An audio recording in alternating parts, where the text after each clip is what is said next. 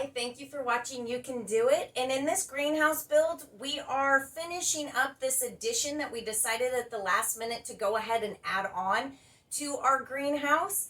So you will see us installing these oak shelves that we recycled out of an old 1850s barn. These were actually from the floor, and then Chris ripped them and turned them into shelving. I stain them, even put tung oil on them so there's a nice waterproofing on them. We install this sink and we plumb it as well. And then I add this decorative tile that I've actually had laying around for a really long time. Now I will warn you, I do not tile typical tiling procedure for this. I used it strictly as decorative tiling. So I actually use an adhesive glue and just glue them right on. I don't even grout them because for this purpose, it's just a decoration and it's just extra tile I had laying around. So join us for this build of the completion of this greenhouse potting area.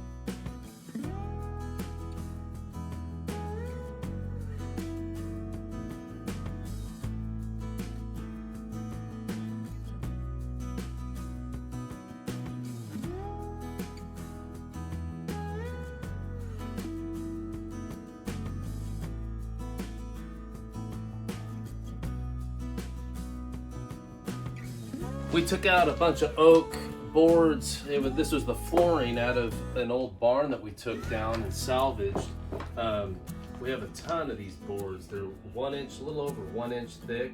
They look like they're, rotten and not usable, but however, after doing a cross cut on the wood, you can see how nice they are. I mean, we did some stair treads in our house, not out of this, but I bought the wood from Lowe's, and this is pretty much what it looked like when we were cutting through it. So I'm gonna go ahead and use this wood here to make the slats for the countertop for the potting area.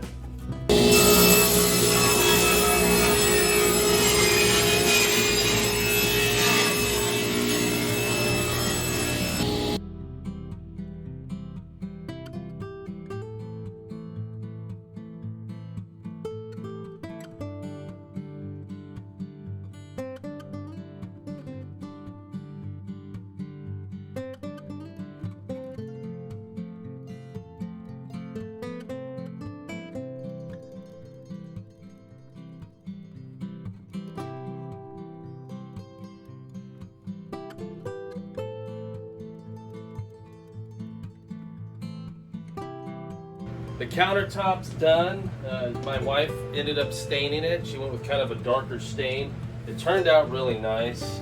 A lot nicer than I thought we were going to, what it was going to turn out with, just mainly because of the material we had. I didn't know if some of it was going to be rotten, but all that barn wood we used, these were floorboards that came out of a barn, and when I started to saw through them, the oak wood was just beautiful. Still has the saw marks in it.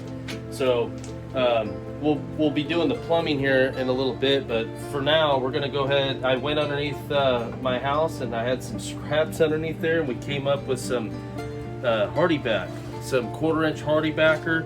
There's enough here to put a backing on this wall. So we're gonna put the hardy back on, and my wife has these Spanish tiles, so she's gonna tile this and then do a backsplash on this side.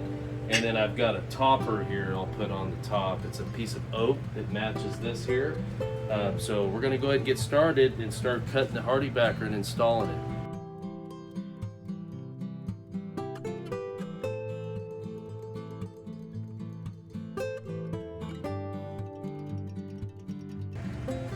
Hardy back's installed.